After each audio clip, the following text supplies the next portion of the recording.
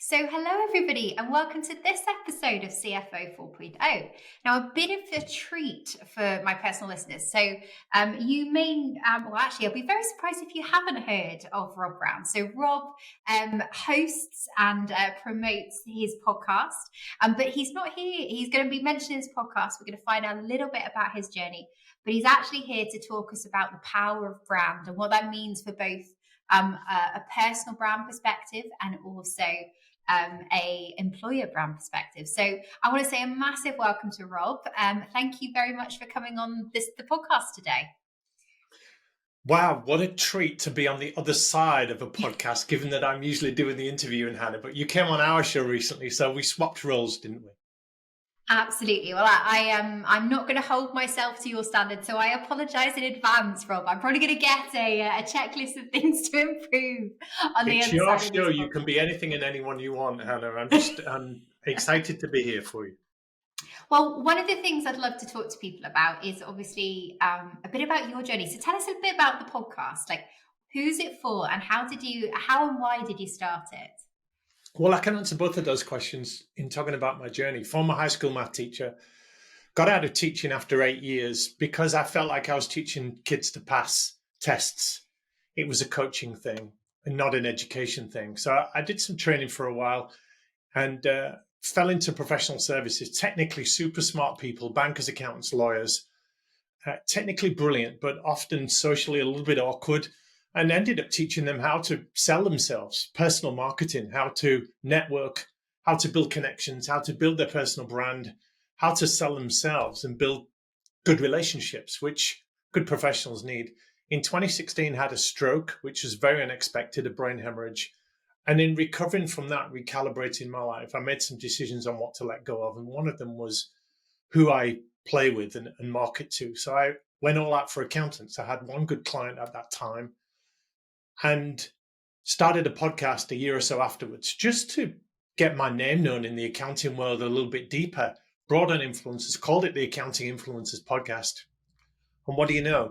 7-8 years later, 500,000 downloads. And it's one of the biggest shows in the world in 150 countries. I've interviewed some wonderful guests. You've been one of them. And there are people out there that they have insights and depth in certain focuses. We bring them onto our show to provide insights for our listeners. So while you and me have some of the answers, the experts we bring on have most of the answers. And it's just intriguing to learn, isn't it? So that brings me to here. We have the podcast. We have an influencer community of people in accounting and fintech that want to be a force for good in their world and be more influential and build that personal brand. We have speed networking events every couple of months where we get 100 or so people on just to learn more about who's out there and who's thinking what. And it's connecting people like you and I to all the answers. And success is knowing and being known, isn't it? It's no good being brilliant and being a well-kept secret, as we'll probably talk about. So hopefully that answers those initial questions. Absolutely. And it's not just podcasting, which is something that you do, is it? You've actually written a book. Tell us a little bit about that. Well, I was fascinated from an early start in my training career about why some professionals get chosen or hired or promoted and others don't. Now, in the entrepreneurial world, you can affect your personal brand quite easily. I did a TED talk called The Personal Brand of You, which people can find on YouTube. And you can put up a website, put anything you like on your social media, anything you like on LinkedIn, have whatever you want on your business cards if you are in charge of your own destiny. But when you get to professional services, finance professionals, you are beholden to an employer. There are corporate restraints, there are policies and procedures. You can't just act with impunity in bigging yourself up and talking about whatever you want to talk about. So I was fascinated by how people in employed corporate executive roles build their personal brand. How do they get their ideas listened to? How do they have more of a voice? How do they gain boardroom acceptance? How do they develop that executive presence, which means that people listen to them, take advantage of their wisdom, take action on their opinions and recommendations? That was how the book Build Your Reputation came about. It's really a career playbook for people that want to accelerate their progress and career. how do you do that in the confines of a corporate or professional environment? And it is doable. The thing to remember when we talk about influence, reach, personal brand is that there are many different ways to do it. And it's a case of choosing the methods which work well with your skills, your weapons, your personality. Because Hannah, you're a different beast to me. You've got different weapons, different skills, different proclivities, different sense of humor, a different way of looking at the world. And the way you build your brand is going to be different to the way everyone else does it. But I wouldn't force you to go out networking if you hate networking. I wouldn't force you to write articles if you didn't like writing. I wouldn't force you to have a podcast if you didn't want to talk to people. So it's a case of picking a lane and picking the right methods of influence to build your own personal brand. And there are quite a few different ways out there to do it. And so this is really interesting, right? Because when I speak to some people in finance, there's a lack of awareness around the need to build a personal brand. So why is it so important for those in finance, particularly finance leaders, those sitting at the table, to build and explore their personal brand? Well, think about the role of finance these days. We know you and I know it's important as we sit here, and the finance people themselves, your listeners, will know that it's important. But how do they really get that voice at boardroom level? How do they affect strategic decisions in whatever organization they're working with? To do that, you need influence. It's okay having the numbers. It's okay being able to narrate the numbers.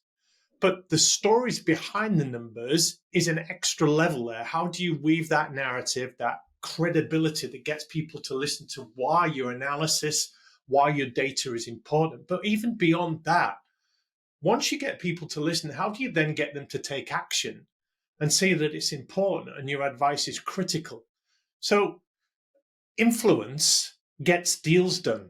Influence gets buy-in for your ideas. Even the most introverted people in the world will affect thousands of people in their career. They'll be able to influence others, whether they're introverted or extroverted. So bottom line, influence is currency. It gets impossible things done. It gets tough things done faster. It opens doors. It closes sales.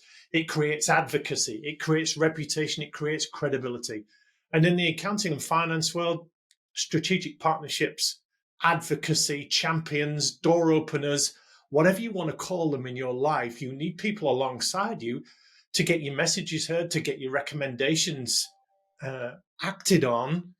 And finance, if it isn't the most critical function in a business, then that's the fault for me of the professionals pushing that, because they're not doing enough to get their credibility recognized. And what do you think are some of the signs around, if we just think from a personal brand perspective, what are some of the signs that you may need to work on your personal brand? The biggest one is exclusion, isolation, feeling on the outside of the engine room of the business, not being included in key strategic meetings, senior level conversations. Yeah, we know the CFO, the finance function, even in some accounting firms, you would normally get a finance professional on a board, but to what degree they're influential in that role? So not being included in things, or being considered as a last resort, or just having people run things past you as a final sense check, but you're involved too late in the strategic decisions to really affect policy. Also, I'd say that you struggle to be relevant in conversations.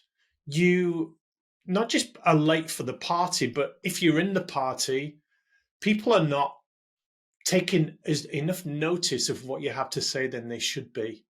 They see you as just a function, just a stopgap or a risk management piece of the jigsaw, more tactical and operational than strategic and advisory. And a lot of finance and accounting professionals, think of an accountant, they deal historically. What's happened in the last 12 to 18 months? What have you been doing? And finance professionals do a lot of that too.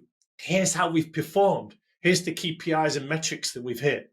There's a little bit of forecasting and future planning, but finance people are needed more than ever now to chart the complexities. We talked in our podcast where you came on about VUCA, that volatility, uncertainty, complexity, ambiguity. finance people should be able to penetrate that with their insights. The fact that they are not being asked to and not being involved in shaping the future, these are warning signs that they are on the outside. They're not being consulted. They're somewhat irrelevant. They're a last gasp check-in.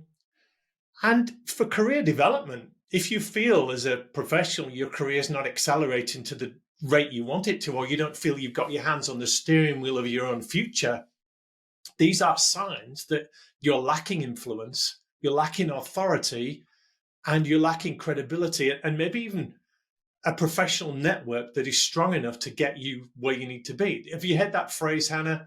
What got you here won't get you there. The network you've got now is good enough to land you where you are, but it's not good enough to get you where you want to be, whatever that looks like for you. Same with your knowledge. What you know to get you here is not enough to get you where you want to be if you want to be increasingly impactful. And indeed, just increasing your knowledge keeps you where you are. It doesn't get you ahead of the game.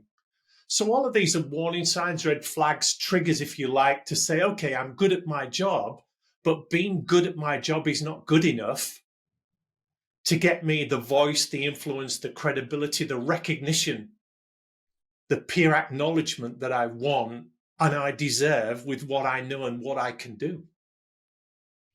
And I think it's interesting as well, isn't it? Because it's not just about the internal reputation or the perception of you from a career perspective, but there's increasingly an ask of senior CFOs to go out, especially in the larger organizations, to speak to the market, obviously be that key person on the board and that advisory voice as well. So tell us a little bit about the importance of that relationship, thinking externally, even within your CFO role.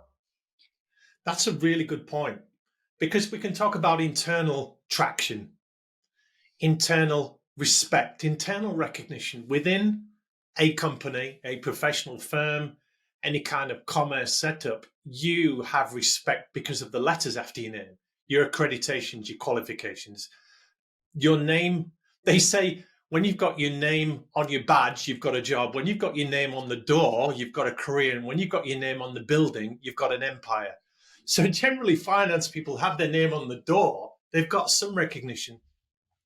And internally, that's fine. It will get you hopefully into the boardroom and affecting strategy. But externally, the question then becomes, to what degree am I responsible as a finance professional to be a force for good within my world? So yes, you've got the public face of the company you represent, and that may involve some PR, some presenting, some external validation of results, dealing with stakeholders, investors, people outside the organization. But what about the profession? What about the finance community? What about saying, here, let's bang a drum for our profession. Let's gain some respectability for the finance function. Let's affect the new generation of young finance professionals coming through.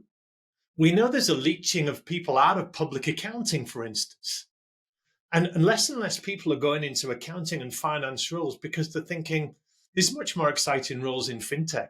I can affect more policy by being an entrepreneur or going into e-commerce or doing crazy things like that. So what are we doing to be responsible for the profession, to be responsible in safeguarding the name of finance and the finance role and making it exciting and making it attractive to the new generation? We hear about the Great Resignation. People are looking at the finance and accounting function and seeing it as boring. Now, you and I know how interesting and engaging it can be. You and I know how we can influence company and direction for the greater good. But the people in there, particularly the older people, the more established people that have made a name for themselves, they're doing well, they've got some kind of reputation. What are they doing with that? Because the person that can't read has the same impact as the person that won't read. The person that has a reputation but doesn't wield it as a force for good might as well be the person with no reputation that has nothing to play with. So reputation, influence, are career capital assets which give you the power to influence a generation, to influence a community, to influence a movement, to be a force for good, to be a voice for the profession that lifts the tide for everybody. And I think sometimes, like you say, that's a really interesting point about the building the view of the profession, because we are in a challenging recruitment environment. There are so many opportunities for people to change and shift careers, and as you say, less and less potential graduates coming into accounting and finance because they're looking at exploring the technology world, particularly is I think becoming a bit of a brain drain for a lot of industries and a lot of careers. So that branding is a big important part of that. Now, before we jump But into just employer on that, branding, Hannah, real quick. Sorry, Hannah, just on that real quick. Who's responsible for the reputation of the finance function? It's got other people in there doing it right now. Maybe the regulatory bodies and professional associations to an extent. But if you ask a 16-year-old at school, do you want to go into finance? Who would say yes? There might be a few, and I don't want to be disparaging by saying nerds and geeks and maths whizzes that would say yes, accounting, finance, I'm all over that. But if you ask the average school leaver, what does a CFO do? They haven't got a clue. What does an accountant do? Oh, they do audit, or they do some double entry bookkeeping, whatever it is. And who's responsible for educating this younger generation on the excitement and varied possibilities of a career in accounting and finance? If it's not the people in it, then nobody's going to do it. And when we talk about this drain, this brain drain, as you put it, we need key people to fill these important roles in organizations because they are the engine room going forward. It's not just the other professionals, the tech people, everything else. We need good financial management of companies. We need good reporting, good analytics, good business analysis, all of these things. All the things that a great CFO or finance professional does. And it's such varied work. But if we don't make that name for ourselves, then nobody's going to do it for us. And you can tell in my voice, there's a responsibility on the people who have influence right now to wield it. Otherwise, the profession's going to die on the vine. Wither on the vine, we say, don't we? And it's interesting. So I can say this as a maths geek, right? I was one of those geeky maths kids. I think I was a computer club member, and I was somebody that did mathematical equations just for fun, right? I was that geek. But even I did not want to go into auditing as a profession, right? Was it offered to you, Hannah? I was spoken to by my career counselor, and it was actually said, yeah, auditing. And I genuinely, when I looked into how it was described and how it was discussed, it was something that I was like, that isn't me. That isn't something I'm interested in. So I actually went and explored maths and technology because that was something I found interesting. But like you say, I think there's all this talent and the concept of becoming a CFO or working in a company to do finance was never raised or discussed. It was either you're in accounting, you're an auditor, or you do something else. So that was really interesting. Now, I might have had a particularly bad careers counselor, but I do find it interesting. Well, you got a step on me because my careers counselor didn't mention accounting and finance to me at all. When I was 16, I went to do A-level maths. I got a good O-level or GCSE result, and nobody talked to me about accounting and finance. So I ended up doing an accounting degree after my A-levels because I thought, I'm okay with numbers. I don't know what else to do. And I did the first year and I left. I have a diploma in accounting. So it's just the first year. I would have then gone on to do the degree or taken accounting qualifications, but nobody came to visit me and said, Rob, as well as all these boring, dry lectures you're doing and cost management analysis and double entry bookkeeping exercises and learning what depreciation was and everything else, nobody came to visit me from an accounting firm or a finance person in a company to say, hey, you're doing this qualification and here's what it will do for you. Here's the kind of work you might be exposed to. Here's the kind of projects you might get involved with. Here's what it's actually like applying the knowledge that you're learning right now in a real life situation. So I got switched off. I said, this is not for me. This is too dry. This is too boring. I had no real personal interaction with anybody. I wasn't building any relationships. I'm a fairly sociable person. I'm not a geek and nerd that needs to be locked in a room with a spreadsheet. You're exactly the same.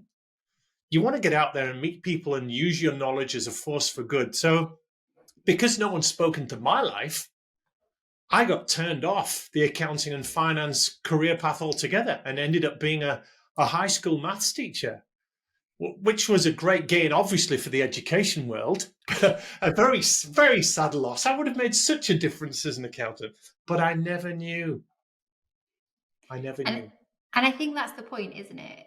And we talk a lot about wanting great talent, and let's be honest, right? It makes all of our lives easier when we have this amazing talent pool to choose from in finance. If you think about the what's in it for me, like actually having more talent available and talent that understands what's involved in finance, and a range of talent that is both social, and wants to go out and speak to the wider business and deal with that can only be a value add. So I think it's a really important point in that we all have to invest time in training, developing, mentoring, and just talking to the next generation of talent coming through.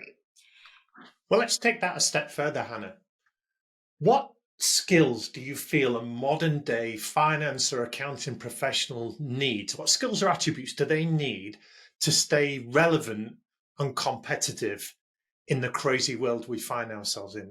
I'm going to give you 5. You may add to these because this is very much your world as well. Do you want to hear my 5? Love to. Go for it, Rob. So we're talking about staying relevant and competitive, staying in the conversation. The first, you need technical skills. You've got to know your tax. You've got to know your law, your regulation, your qualifications. You've got to know your way around a spreadsheet. You've got to be able to talk through the numbers. That's technical. And that gets you in the game these days. That's just your ticket to the match. Beyond that, 4 more skills. The second skill you need is technological.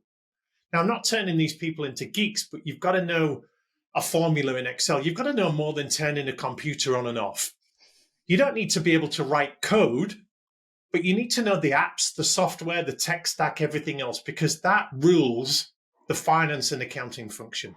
The tech is responsible for how fast we've moved into digital. And then as we embrace AI and machine learning and everything else, you've got to have a good technological background. So there's your first 2. Your next one then becomes people skills. So as you gravitate up in any organization, you then get managerial and leadership responsibilities. You lead in teams, you lead in functions. So you need to be able to present and lead and talk to people and have courageous conversations. That's all super important. Then you need, and we would put that under soft skills. The 4th skill you would need then is business acumen, business awareness. Not just a narrow-minded view of the finance function, but how do entrepreneurs think? How do businesses think? How do businesses work? Business awareness, commercial acumen, all of that, whatever it looks like, reading the papers, knowing how the knowledge you're learning fits into the world, what's happening in other sectors, keeping abreast of the news, being able to speak not just from the finance function, but how it fits in with everything else, that wider perspective. You need to develop those commercial skills. And the 5th you need is selling skills. Now, we could put presenting under this, but it's no good being the smartest person in the room if you cannot sell an idea, an opinion, an argument, if you can't be convincing, if you can't be influential, if you're a poor explainer of what's really going on, if you waffle, if you don't get to the point, if you've got no credibility when people come to you with a question, of being able to explain it clearly in a way that makes people think, wow, that's good. So you've got these 5 skills: technical, technological, people, commercial, and selling.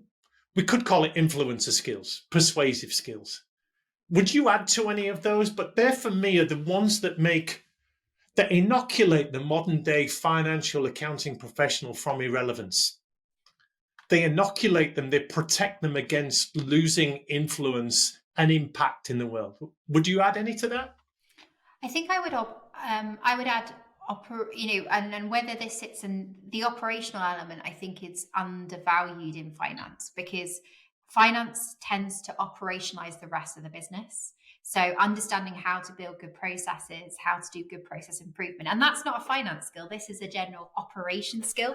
But I personally feel like the line between finance and operation is disappearing. I feel like they're becoming they're being combined a lot more. So understanding that is really important. I also feel like finance should understand other departments better. So you talked about commercial. For me, a finance team Yeah. should understand how marketing works, how it measures itself. The same with sales, the same with project, all of the departments within a business, it should understand how to measure the performance of those departments. And that's hard to get that knowledge without spending time with each of those departments. And and I think that's one of the challenges, isn't it? Finance doesn't often get out into the rest of the organization because it's spending so much time producing reports and working in the back office. Yeah, you bring up another good point. But just to finish those two, the operational stuff would come into the technical, which is that initial skill of being able to do the job right. Being able to do the basics right, the foundations. Operational would come into that because you need to affect policy. Going on to understanding what other functions do, yeah, that would definitely fall under business acumen and commercial awareness. Not just head down, what am I doing at my desk with my reports? But you're right, getting out from behind your desk and looking up and going into the marketing function and going into the sales function and going into the technology function and seeing what they are doing. That's the role of a modern finance professional.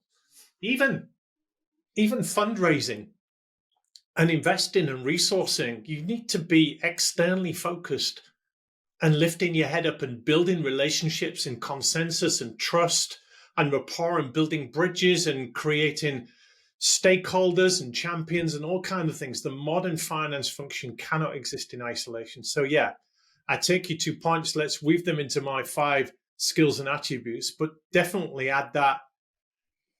Let's get our brand out there. Let's get our personality out there. You don't need to be the life and soul of the party, but you need to be convicted that what you're doing is valuable and the world will benefit from understanding more what you do instead of keeping it mysterious.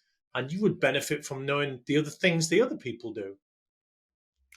But isn't it interesting? You talked about those 5 skill sets, with the exception of maybe the accounting skill set that sits within technological, right, and operational. Actually, that profile is the same that you would expect from any senior leadership member. You would expect a senior leadership member to be able to understand business acumen, to be able to operationalize processes, to understand the technology. So actually what we're saying is we're not just building exceptional finance people, we're building the next generation of leaders and managers that could technically step into any role once they understood it. You're so right. That's a wonderful observation. What happens to the leaders of sales in an organization? They tend to be the people that sell the best. So your best sales people are the ones that get promoted, but then they become sales manager, sales director, and they often stop selling and have to boss other people on how to sell. Who gets promoted in the finance function? The people are the best with the numbers. These people are not necessarily the best leaders, the best managers, the best mentors, the best coaches, the best examples. They're brilliant at their job. But just because you're great at something doesn't mean you should be leading other people to do it. Now, if you want to lead other people to do it, you're right. You've got to develop those other skills of leadership, of convincing, of presenting, of building consensus, of building relationships, of nurturing and coaching and mentoring others. So there's a whole new skill set in there of let's take the finance function beyond the finance function and let's sell it. Let's sell the credibility of it internally, and let's sell the impact of it externally. You're smiling. Yeah, no, I love this. So I'm very passionate and it's really interesting, right? I've asked a number of CFOs to come onto the podcast and some of them are genuinely nervous and or concerned about doing it. And I find it very interesting. So let's just go back to the personal brand piece. Let's talk, because we talked very much about employer brand, about raising the profile of finance, both within the organization and externally, outside of the organization. But from a personal perspective, what are some of the ways that the individuals listening to this podcast, whether they're looking to be getting to a CFO role or already in a CFO role but not feeling like they have the influence, those signs that you talked about earlier, how and what should they be thinking about when they're looking to build their personal brand? So that's a terrific question. Let's give it some context. There are 3 brands that we should be considering. We'll know corporate brand. That's the external brand of your organization, your company, your firm. That's what the world out there sees. And that shows up on your website, your LinkedIn company page, the social, anywhere else, any ads that you do, any PR. Then there's employer brand. Your corporate brand will be how you attack clients and customers and everything else. Your employer brand is how you attack talent, how you attract people to come and work for you, how you convince the world that you are a great place to work, that your culture is what it is, your values are what they are, the career development promises you make are real. And the 3rd brand is your personal brand. This is you as an individual. This is what people say about you when you're not in the room. So let's break down personal brand. If you think of a sphere, on the inside, and this sphere's got 3 layers, almost like an onion. On the inside is your character. This is what you stand for, your personal values, what you're true to. So all of those are developed as you grow older. Your personality is in there, the way you are, the way you're wired up, all those personal attributes and talents that you have. Beyond that, the layer is personal brand. So personal brand is all the outward manifestations of what's on the inside. So this is where you show up to the outside world, how you dress, the car you drive, your LinkedIn profile, how you talk, how you walk, how you sing, how you act in public, how you conduct yourself in meetings, what you write, where you present, anywhere that you or your name shows up. Everything you think and say and do, every image of you, these are all the outward manifestations of what's on the inside. And when that hits the outside world, the outer layer is your reputation. So this is what people think and feel and do and say when they come into contact with you or your name. So I see a podcast by Hannah Munro. Now I'm thinking something. You're on my radar and I'm making decisions. I'm appraising. I'm having an opinion. I'm creating a perception of you. That is your reputation. That's something I hold of you. Now, you can control that to an extent. You can control the inner sphere, character 100%. You dictate your values, you dictate your principles, you dictate your character. You have 100% say on that. You don't have 100% say on your personal brand. There are messages and stuff that's out there on the internet that you have no idea that's there, that people are seeing. It's coming into the public domain. My wife knows what looks better dress-wise on me than I do. So I don't have 100% control over my personal brand when it comes to what I'm wearing and how I look and how my hair is. So you can affect maybe personal brand 50%. Your reputation, you have very little control over, because some people are going to love you for wearing glasses. Some people will hate you for it. Some people will love you for wearing a tie. Some people will hate you for wearing a tie. Some people are thinking, why is she not smarter than that? Why is she talking with that accent? And there's all these interpretations that you have no control over with your reputation. But our responsibility as professionals is to give people the very best chance of thinking the very, very best things about us when they come into contact with us and our name and our work product and our thought leadership and our ideas and our personal brand.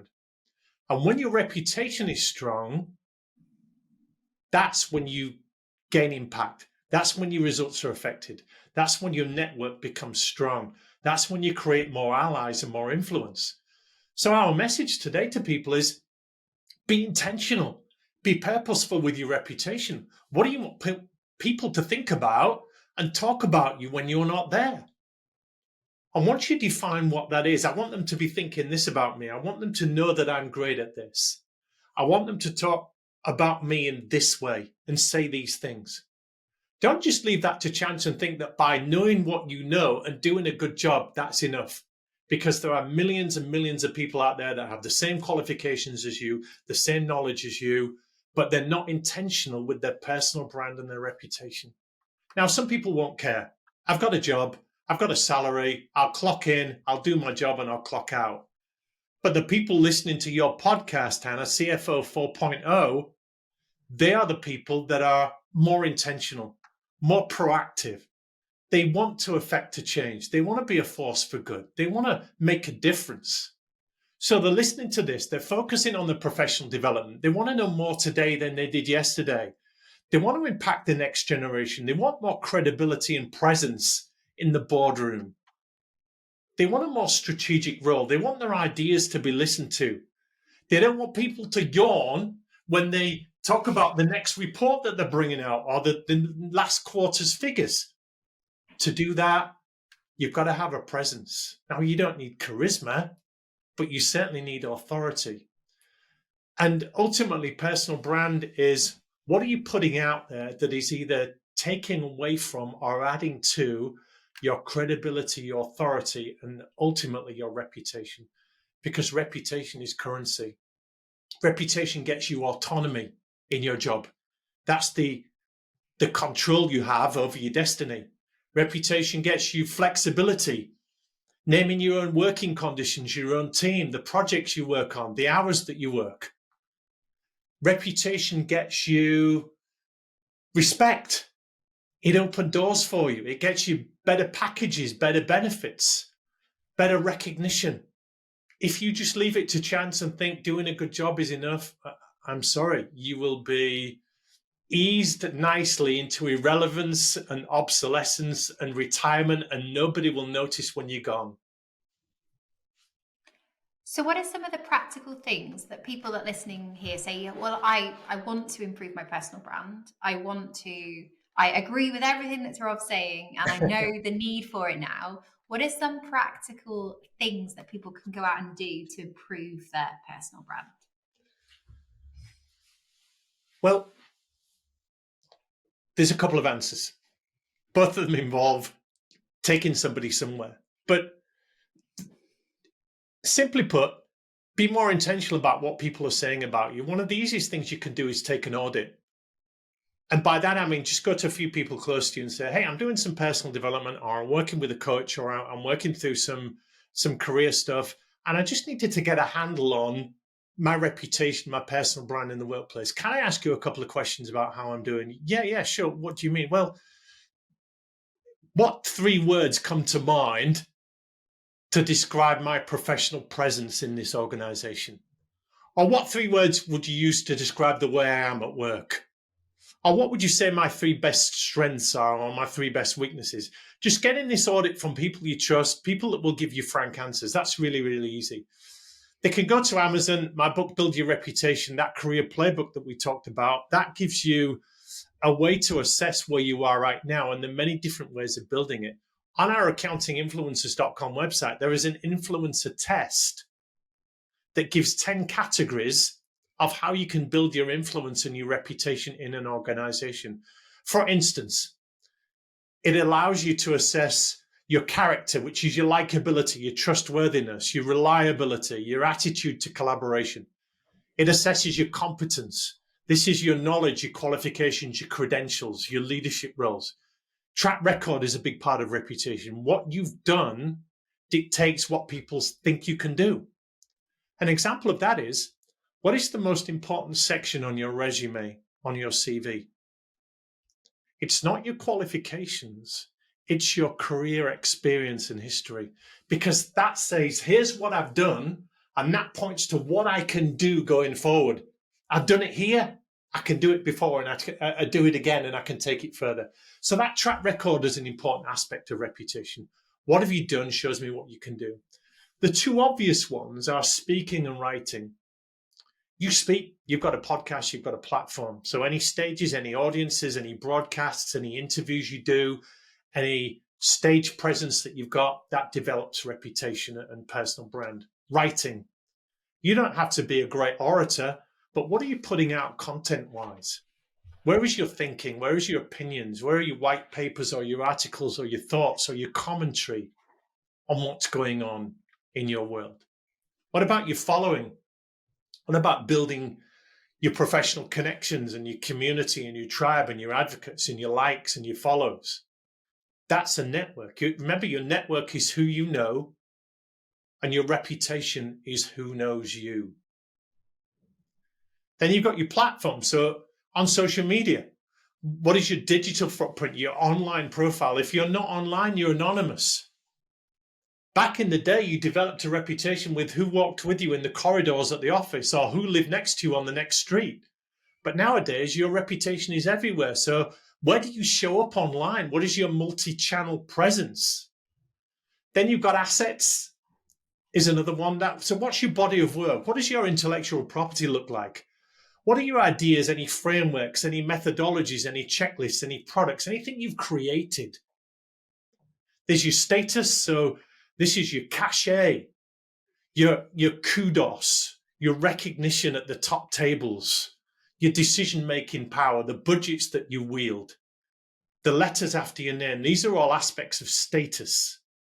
And then the final way to build reputation is with a cause. So what is your crusade? What is your plans for legacy? How are you making a difference for the better? What is your altruism? How are you being a force for good? How are you affecting the world around you for the better? So I'm throwing lots of examples at you to say there is no one way to build a compelling reputation that people want to get around.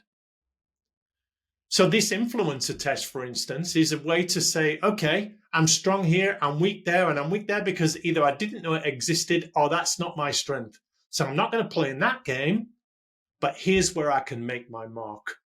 So being intentional is very much a case of knowing what your strengths are, knowing what you enjoy doing, and picking a lane or two to say, here is where I'm going to make my mark.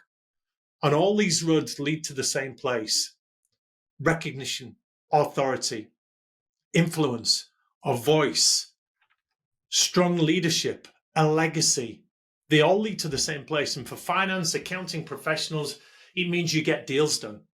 It means people want to work for you, and people want to work with you, and people want to get involved in your projects, and people want to be part of your ideas, and people want to buy into your vision, and people want to be around you and do what you're doing, and people want to follow you, and people want to be you, and people want to be around you. Now there, you think the attributes of film stars and rock stars and everything else, of that fame. But when I'm talking about fame here, we're just talking about credibility, an acknowledgement of a life well lived, a job well done, a career worth pursuing, and a reputation worth emulating. So some brilliant suggestions for our listeners to take away in terms of activities that can help build reputation. But what if somebody's got perhaps the wrong reputation? So we talked, the three words you mentioned earlier. What if it comes back as being the numbers guy, the door closer rather than the door opener? All of those things that we talk about finance not wanting to be. How do we change? Because it's hard. Is it harder to change an existing perception than to create a new one? Or what's your thoughts on that? That's a brilliant question. Let's go back. And let me ask you this. If you and I were at an evening dinner or a networking event and you had spinach in your teeth, a little bit of green, or you had some lipstick in the wrong place or something, would you want me to tell you? Absolutely. Now, it would be awkward for a moment, wouldn't it? You'd feel a little bit embarrassed, but you would be so glad that somebody told you. So let's go back to that audit.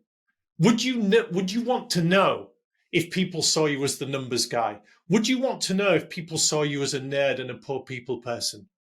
Would you want to know if you were boring in meetings? Or you said or kind of or sort of and all these filler words that diluted the impact of your message? Would you want to know that? Now, some people don't, Hannah. Some people feel safe not knowing because they are in their own little dream world of thinking that they're flipping good at what they do. And to an extent they are, but we've established already that there are plenty of people that are good at what they do, and some are far more influential than you are. So the first thing is, do you want to know?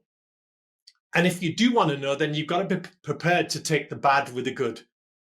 You would want to know if you're perceived in a certain way, because only then can you change that. So going to the heart of your question Is it easier to rip that up and start again with a brand new reputation, or is it easier to mold a new one? In other words, you're asking, should I leave town and start all over again? Should I get a new job, a new company, a new employer, and start with a fresh blank piece of paper and be the finance accounting professional I want to be? Well, sure, you can try that. Your testimonials, your CV might follow you, but you can start fresh. But ultimately, it starts with the audit. And once you've got the audit and you're not happy with it, your next step is, well, hey, listen, can you help me with these? What would I need to do? What would need to happen for me to change X to Y? For me to change this perception of just being the numbers guy to someone who influences policy? For someone that can talk beyond the numbers to get people to take action or get people to listen? Well, Hannah, you need to do this, or you need to stop doing this. And this is the role of coaches and mentors and door openers and advocates and all the different kinds of people you need in a strong network. People that will speak candidly and frankly and openly. And you've got to show them that if they are willing to do that, you are willing not to be offended and not to get upset. And you're willing to take advice and you're willing to try and change. And even say to them, look, if I try that, that's going to be hard for me. But if I'm willing to make a change on that and try some new things and develop some new skills, and I might be awkward at first, but if I'm going to have a go at that, will you help me? And will you check in with me in a month's time to see whether I've moved the dial on that? So that's an element of accountability, isn't it? Having someone hold you accountable to say, right, Hannah, you've got 30 days to move the dial on that. And I'm happy to check in with you at that time, and you can take me out for a coffee or take me out for lunch, and you're buying because I'm helping you, and I will give you some feedback. But you better be ready to try, and you better be ready for me to tell you that you failed or you have succeeded, and I'll pat you on the back, even if you've just gone a little bit. It's all about change, Hannah, isn't it? You talk a lot about change and transformation. That's the world you live in. You're brilliant at that. And change starts with the individual, doesn't it? You've got to want to move the dial. And to do that, you've got to ask good questions. You've got to get some kind of a plan together. You've got to solicit feedback and do a little bit of research. There's a million ways to change your reputation. And most of them will be the wrong way. You've just got to find the right way, get the right intel, get the right people around you that will hold your hand, because change is hard, but not changing is harder. So you've shared some incredible wisdom on today's podcast, Rob. If people want to learn more about you, the support you offer, your book, your podcast, all of that great material that you have, where's the best place to do that? There's probably no one place, Hannah, but thank you for asking. The Accounting Influencers podcast, just like yours, is available on all of the podcast channels on YouTube as well. It's our worlds do cross. You're in the finance world and I'm in the accounting world, but we've established before how in the Venn diagram of mathematics, there is an overlap in those two circles. So my podcast might be relevant for some of your listeners as well. So they can find that at accountinginfluencers.com. There's our influencer test on there. And we have a community of finance and accounting influencers. So these are accountants in practice, finance people in industry, accountants in industry, vendors, coaches, consultants, trainers, podcasters. They all want to be a force for good in the accounting and finance world. And we have accounting and finance speed networking events every 2 months. So they're welcome to sign up for one of those. They're free, and they can come into our community and talk to people, expand their network, light up the LinkedIn profile, find out what other people are doing, get to know a few other people. And it's harmless enough that it's online. It's just in a Zoom room. So there's no need to put a shirt and a jacket and anything else on and do the networking thing, which most finance and accounting professionals hate. So I'd say accountinginfluencers.com and check out the podcast. But the place where I live the most is LinkedIn. So Rob Brown's easy to find on LinkedIn. Brilliant. And for those of you listening, as usual, I will put all those links in the show notes, and please do check it out. Some great content in Rob's podcast, and also some great guests as well. So I want to say a massive thank you, Rob. Thank you so much for taking the time to join us on the show today to share your wisdom on building not just your personal brand, but your employee and employer brand as well. Let's take that on board, guys, and build a brand of finance out in the world. Make it something to be proud of. So thanks so much, Rob. Thank you. It's been wonderful being on the show. And if people just check out 2 episodes on my show, it's the change and transformation recordings that you and I did with you as our guest on the Accounting Influencer podcast. That would probably be the most relevant 2 episodes for people to check into, because you did a wonderful job. Oh, absolutely, guys. And don't worry, we'll be sharing, that on my LinkedIn and on the podcast as well, because it was very strange being on the other side of the podcast. Well, thank you guys for listening. And as always, if I've missed anything, if there are some questions I should have asked Rob that I missed off the list, then please do reach out. I always love your feedback. It's great to hear what you like, what I need to improve, and building the brand and reputation of the CFO 4.0 podcast. So thanks again, Rob. Thanks to all of our listeners, and we'll see you again soon.